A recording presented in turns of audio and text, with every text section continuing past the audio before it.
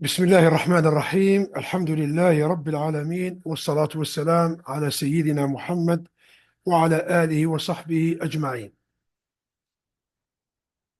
Good morning, my dear students, and thank you for joining this recorded version for the chapter 3 entitled Cloud Computing.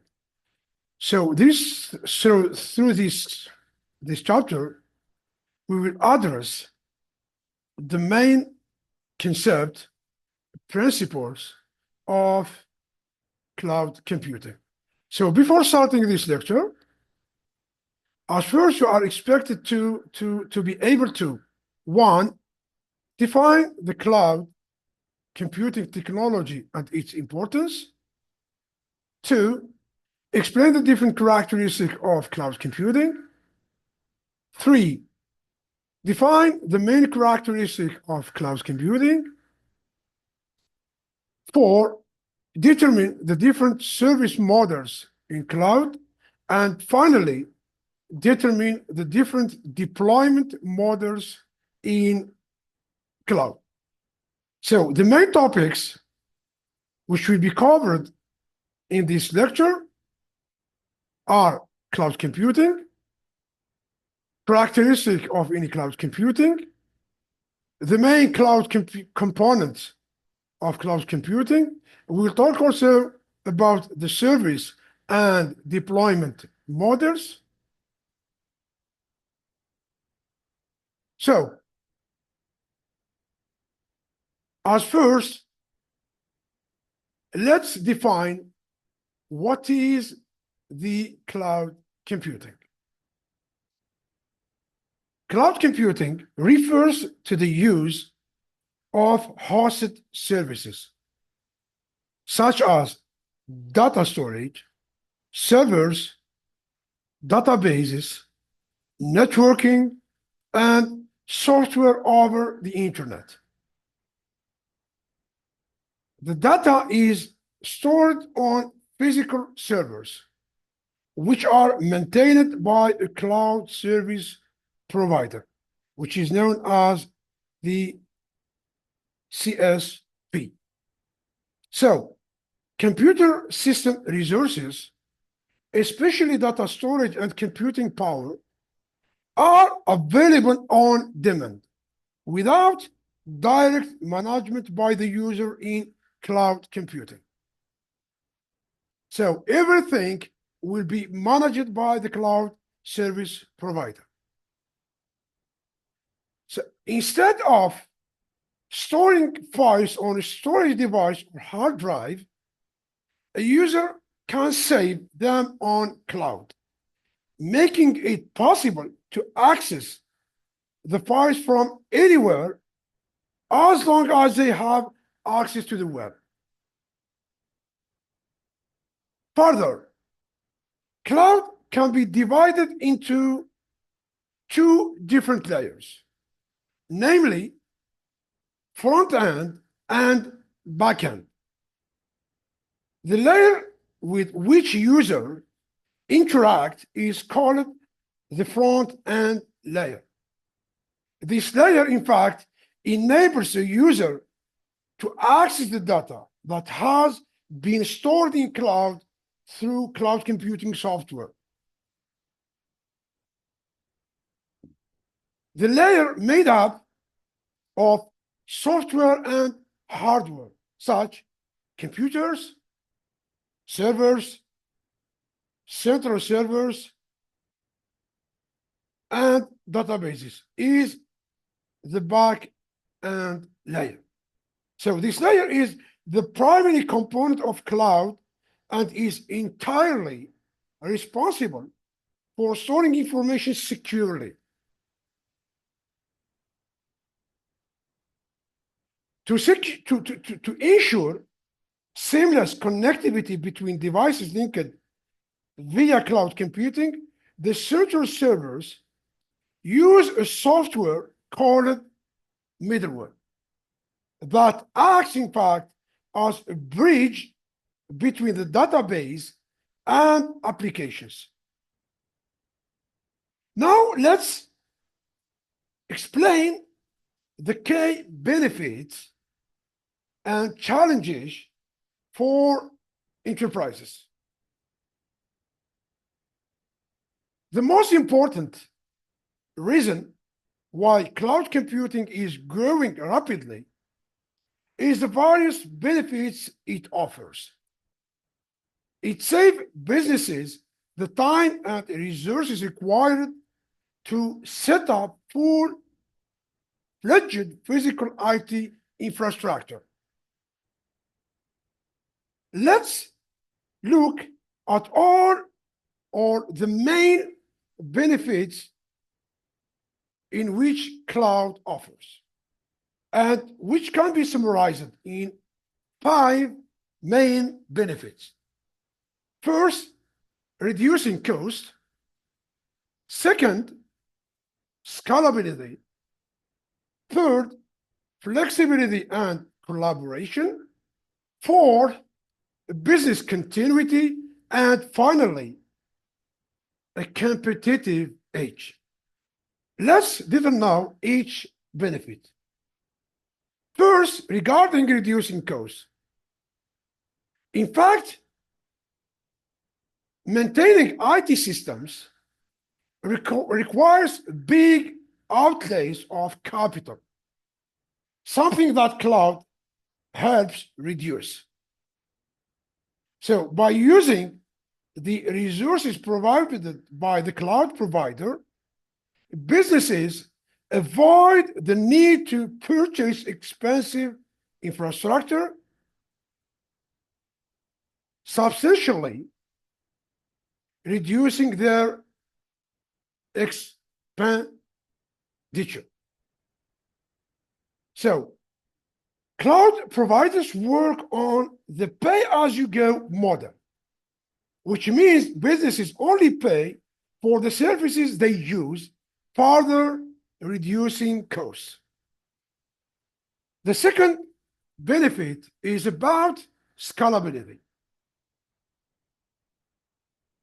Clouds allows organizations to grow their users from merely a few to thousands in a very short time. Depending on the need, business can scale their storage needs up or down, allowing organizations to be flexible. The third benefit refers to flexibility and collaboration. Since the data on cloud can be accessed directly via the internet, it gives employees the ability to work from anywhere and anytime. So cloud gives you the freedom to set up your virtual office anywhere you are. It also allows teams to work on a project across locations by giving them access to the same files as third-party vendors. The fourth benefit is about business continuity. Cloud safely stores and protects your data in the event of an outage or crisis. This makes it easier to resume work once the systems are up and running again. The last benefit is the competitive edge. In fact, cloud takes care of various business aspects, such as maintaining the IT infrastructure, licensing software, or training personnel to manage your data. It therefore gives you an edge over your competitors since the time and the resources you invest are minimal. So, talking about the benefits of, or when using cloud computing technology, we can say that cloud technology is ideal for growing companies because it allows you to scale up your computing capacity as you grow, adding in extra users and opening up a new functionality. So, for example, if a company buys a software in a box solution from a cloud service provider, they can start out by using the financials element to speed up basic accounting processes and then move on to other parts of the system, such human resources, customer relationship manager service, and project management. Now, let's move on to discuss some challenges of cloud computing.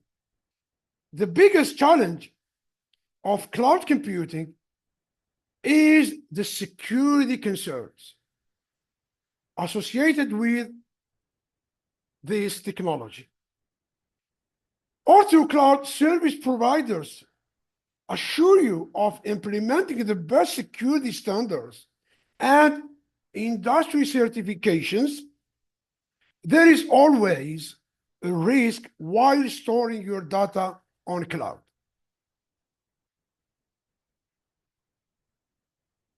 Let's summarize these challenges in 5 main points. The first challenge is about downtime. The second challenge is about internet connection dependency. The third challenge is about financial commitment. The fourth challenge is about security risk. And the last one is about the limited access. What we mean by downtime?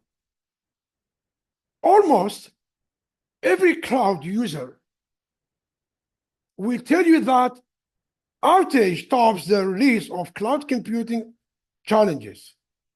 At times, cloud service providers may get overwhelmed due to the huge number of clients they provide services to each day.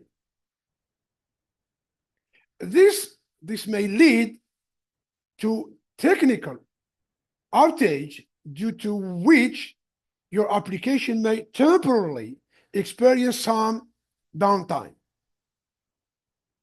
The second challenge is about internet connection dependency. So a user here may not be able to access the data on cloud without a good internet connection and a compatible device. Moreover, using public Wi-Fi to access your files could pose a threat if the right security measures are not taken. The third challenge refers to financial commitment.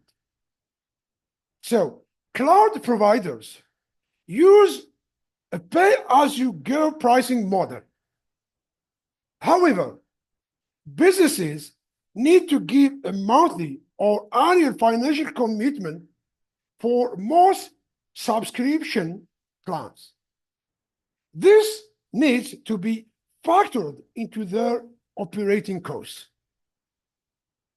The fourth challenge is about security risks. Even if your cloud service provider promises you that they have the most reliable security certifications, there is always a chance of losing your data.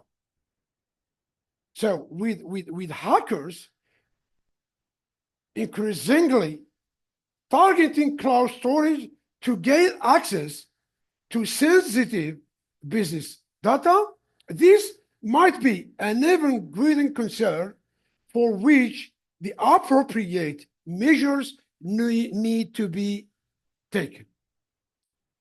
The last challenge is about the limited access. Here, a user may have minimal control since the cloud service provider owns and manages the infrastructure.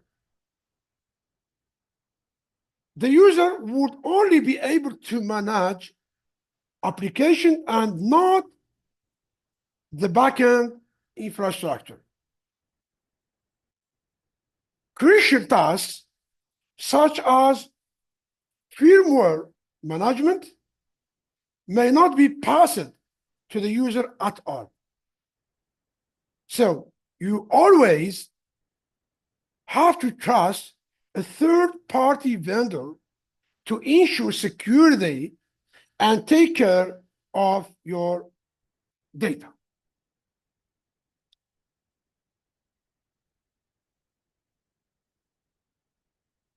Now, let's address or let's explain the main characteristics of cloud computing, and which can be summarized in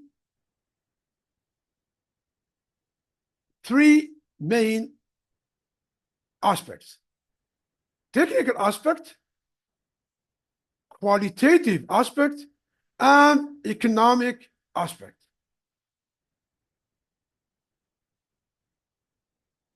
In the technical aspect,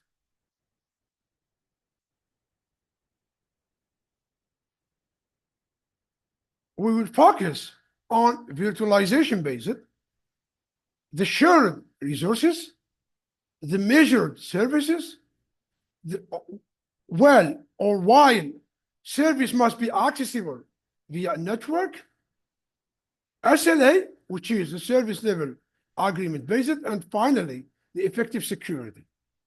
So when we talk about a measured service, in fact, measured service is a delivery model in which a utility provider monitors how much of a particular service each customer consumes within a designated time period.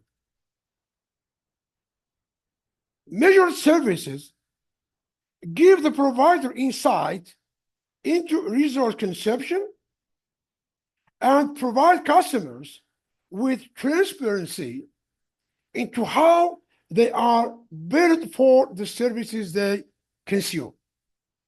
So measured services are supported by measuring capabilities appropriate to the type of service consumption in question. For example, metering for cloud computing resources can be based on how much storage the cloud customer use, or how much processing power they use, or how much network bandwidth they consume. Or in the case of the software as a service, known as SaaS applications, the number of active user accounts. So measured services are an important characteristic of cloud computing according to the National Institute of Standards and Technology, NIST. So the idea of measured service is one of 5 components of a definition of cloud computing supported by NIST. So the other 4 components are rapid elasticity, resource pooling, on-demand self-service, and broad network access. Also, according to NIST, Measured services benefit both the provider and the consumer because they provide both entities with transparency into what resources are being consumed and which end users or applications are using them. In fact, in more traditional systems, items like invoices and service change agreements fill these same roles. Here, it's important also to talk about the service level agreement, known as the SLA. SLA stands for Service Level Agreement. It refers to a document that outlines a commitment between a service provider and the client, including details of the service, the standards the provider must adhere to, and the metrics to measure the performance. Typically, it is IT companies that use service level agreements. These contracts ensure customer can expect a certain level or standard of service and specific remedies or reduction if that service is not met. SLAs are usually between companies and external suppliers. Today can also be between departments within a company. Now, we understood the concept of SLA. The question now is, what are the three types of SLA? The three types of SLA are the customer SLA, the internal SLA, and the multi-level SLA. What we mean by the customer SLA? Customer SLA is an agreement between an organization and a third-party vendor providing a service. For example, an organization might hire an office supply company or a design agency to fill specific business needs. This is what about the customer SLA. Now, let's explain the second type, which is the internal SLA. Internal SLA is an agreement between teams within an organization. For example, the sales team might enlist the marketing team for support in generating leads. The last type, which is the multi-level SLA. Multi-level SLA is an agreement between multiple parties, such as an organization and multiple vendors, which mean more than two teams within an organization, or a vendor providing services to clients or to customers with different service plans. For example, sales and marketing teams within an organization might find they need to enlist the help of a third team, customer support, to improve customer satisfaction. Now, since we are talking about the service level agreement, why the service is so important. SLAs are common in the technology industry, but can be used in any industry. A service level agreement is an important component of business procedure with several benefits for organizations, teams, and vendors. An SLA establishes trust and peace of mind among all parties involved.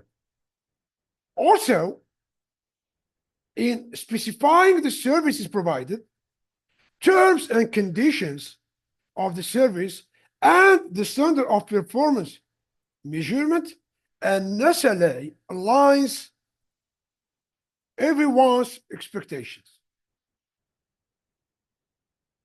Also, a consistent and collaborative SLA practice can lead to new business opportunities. So, vendors can offer clients transparency, address concerns, and describe a high level of service when all parties contribute to an SLA draft.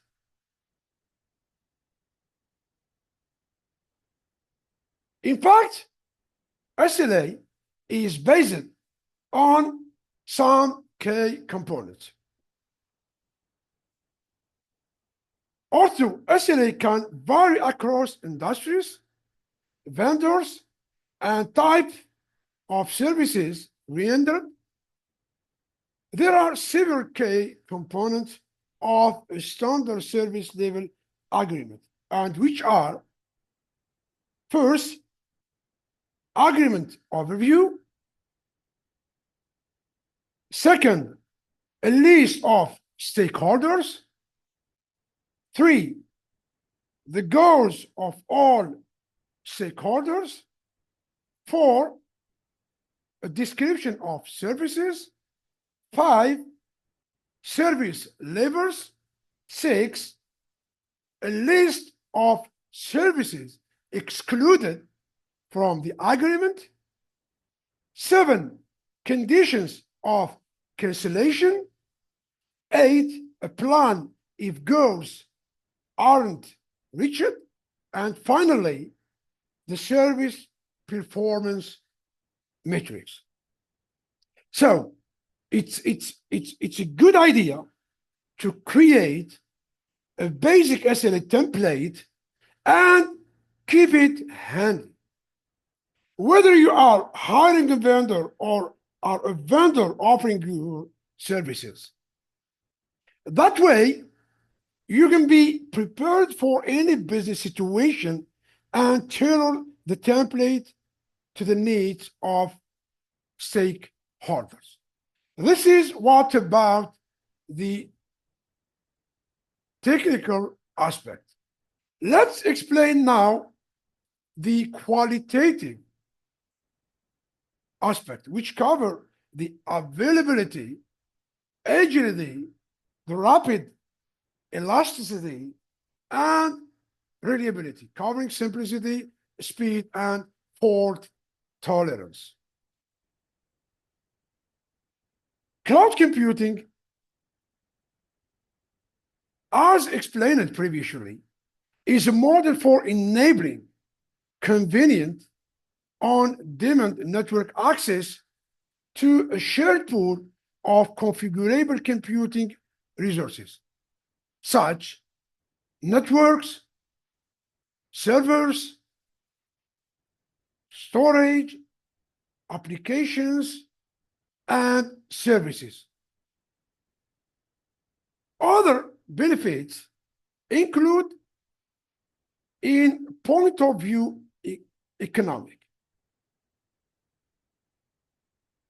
These benefits can be summarized in 6 main benefits, which are the efficient and scalable, the reliable on or the reliable and on demand, the agile and elastic, the available and accessibility, the cost efficient and resourceful, and finally, productive and measurable. For the efficient and scalable, computing resource can be rapidly provisioned and released with minimal management effort or service provider interaction. For the reliable and on-demand, resources are dynamically allocated and released using a fully automated process.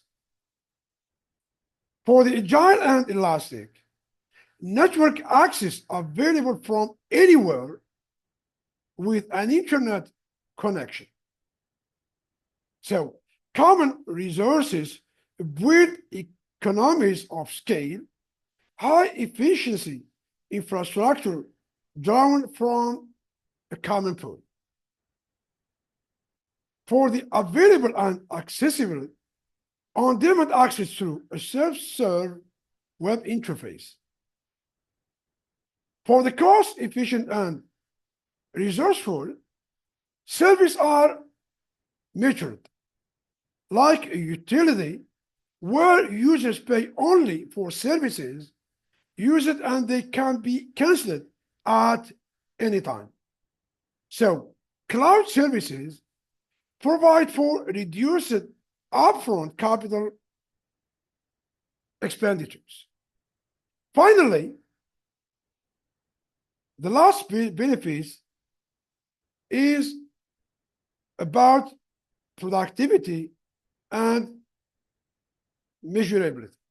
So leveraging of cloud infrastructure allows an agency to launch a new initiative without having to acquire significant hardware, lowering the time and cost barriers to deployment.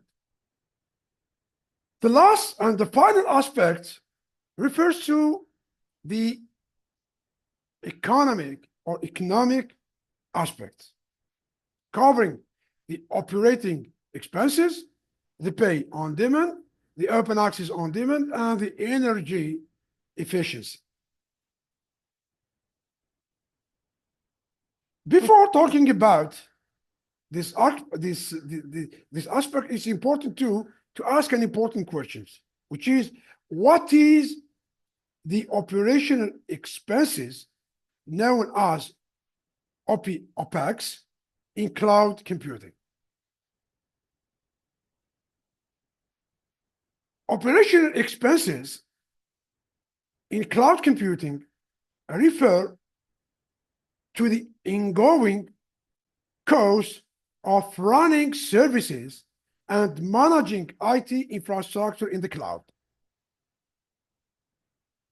Unlike capital expenses known as the CapEx, which are upfront investment in physical infrastructures, OPEX covers the day-to-day expenses associated with the use of cloud services. This includes, in fact, costs for computing power, storage, networking services, and software subscriptions offered by cloud providers on a pay-as-you-go or subscription basis.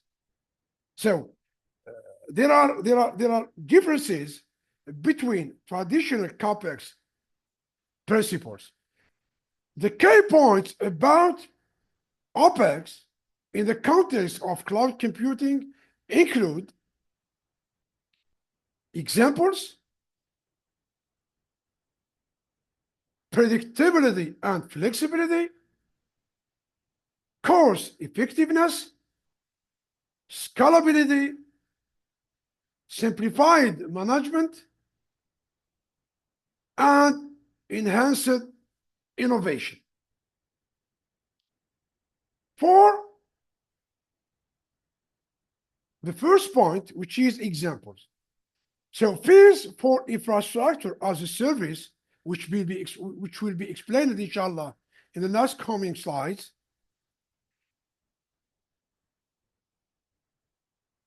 And also platform as a service, PaaS, and software as a service, SaaS, like storage, computing power, and software applications. So charge associated with transferring data in and out of the cloud, etc. What about predictability and flexibility? OpEx offers a predictable cost model as expenses are tied to the actual usage of cloud resources. This flexibility allows businesses to adjust their consumption based on current needs without worrying about sunken costs in unused hardware. The third point is about the cost effectiveness. So by leveraging cloud services, companies can significantly reduce their IT operational costs. So they avoid the need for large upfront investment in hardware and enjoy the benefits of economies of scale provided by cloud providers. The fourth point, which is scalability. Cloud computing enables organizations to easily scale their IT resources up or down. Also, ensuring they pay only for what they use. This scalability is a cornerstone of the OpEx model, offering businesses agility and responsiveness to market trends.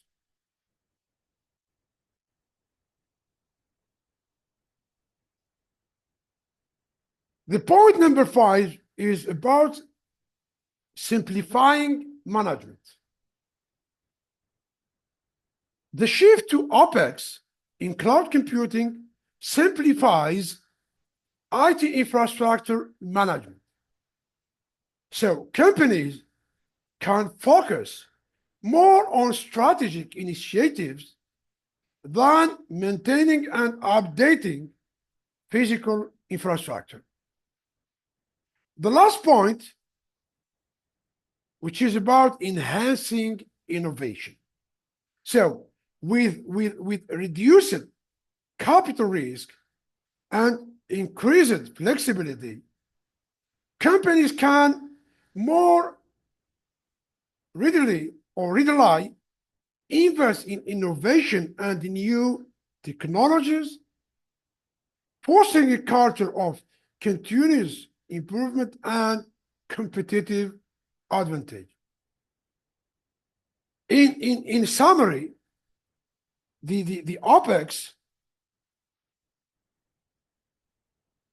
model in cloud computing offers businesses a flexible, cost-effective, and scalable approach to managing their IT resources. It supports operational efficiency and strategic agility, allowing companies to adapt quickly to changing market demands and technological advancements. Now, it's also important to talk about what we call the on-demand computing concept or model, known as the Odyssey model. The Odyssey model is an enterprise level delivery model that allows users to easily provision and deprovision cloud resources when needed or on demand. So the model, which can be maintained at the user's organization or through a third-party provider, supports computing demand as it fluctuates. So the on-demand model was developed to address challenges enterprises faced when trying to meet ever-changing computing demands in an efficient manner. It's, in fact, an agile, scalable model that allows enterprises to keep pace with unpredictable customer and market needs. In addition to the scalability, another benefit of on-demand computing is its pay-per-use cost structure. So enterprises are able to maintain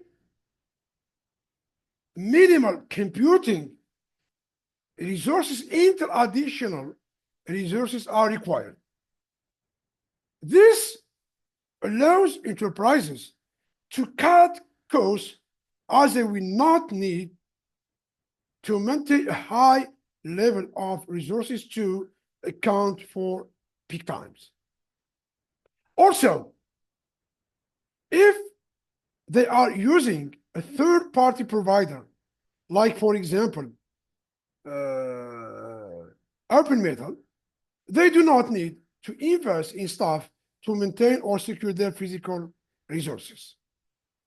So the third-party provider handles security and maintenance and can assist the user if they need help increasing or decreasing their resources.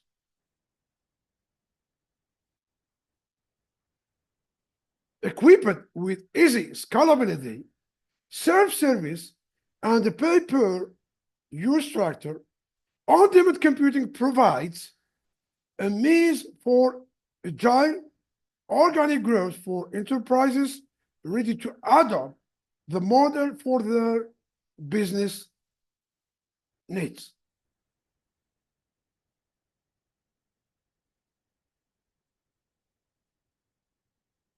Now let's highlight, or let's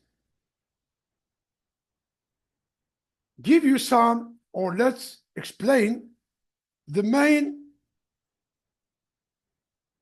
cloud components, and which are the cloud provider, cloud user, network provider, cloud broker, and cloud auditor. What we mean by a cloud provider? A cloud provider is a third-party company offering a cloud-based platform, infrastructure, application, or storage services. Much like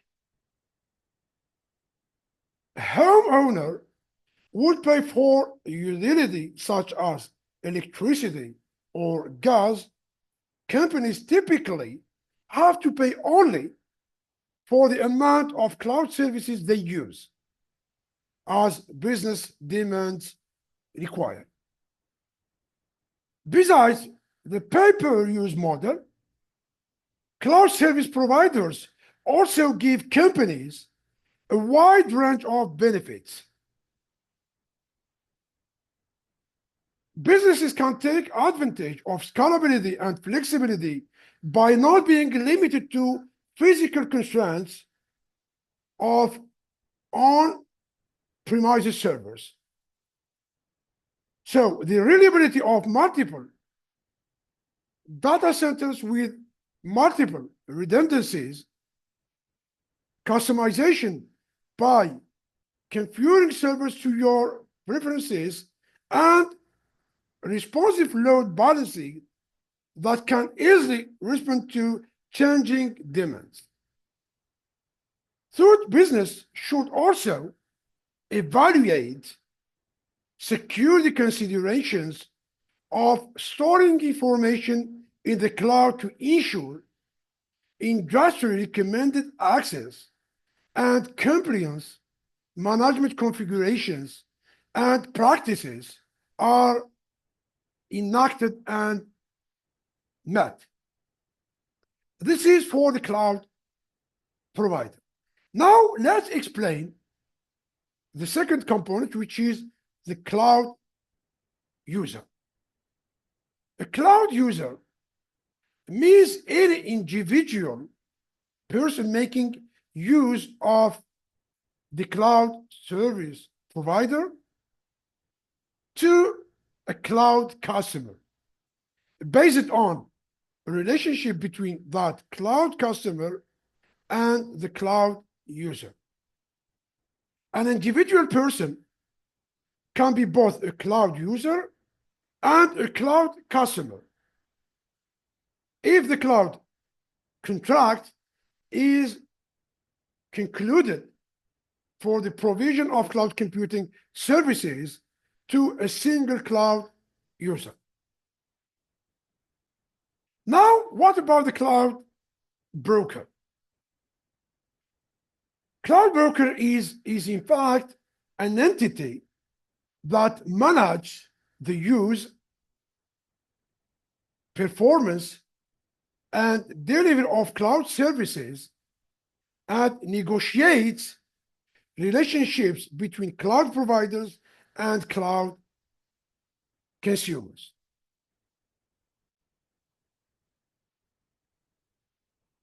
Now let's explain the last component, which is the cloud audits. Cloud audits assesses an organization's cloud environment, also identifying potential vulnerabilities and inefficiencies or areas for improvement. So auditors can provide recommendations for improving security controls, optimizing resource use, streamlining processes, and implementing best practices.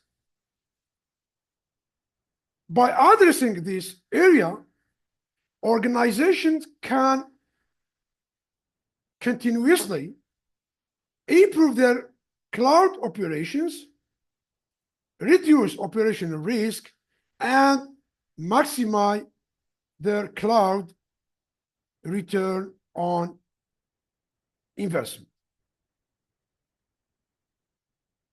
Now let's move to,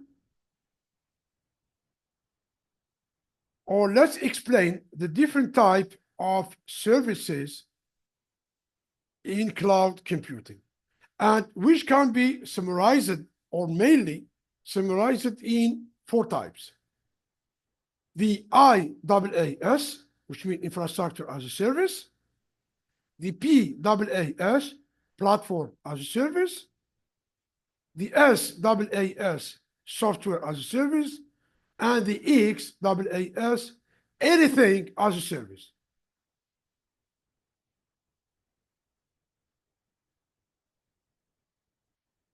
Cloud services are in fact infrastructure, platforms, or software that are hosted by third-party providers and made available to users through the internet.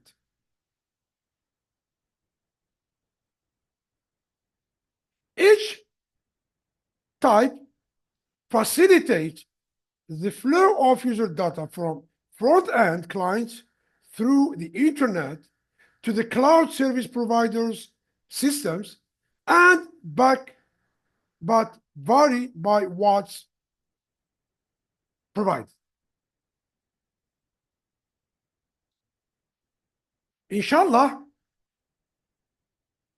I will explain each type in detail in the next recorded version. Okay, thank you for your listening. And see you, inshallah, in the next lecture to explain what was recorded in the chapter 3 in its first part. Assalamu alaikum wa rahmatullahi ta'ala wa barakatuh.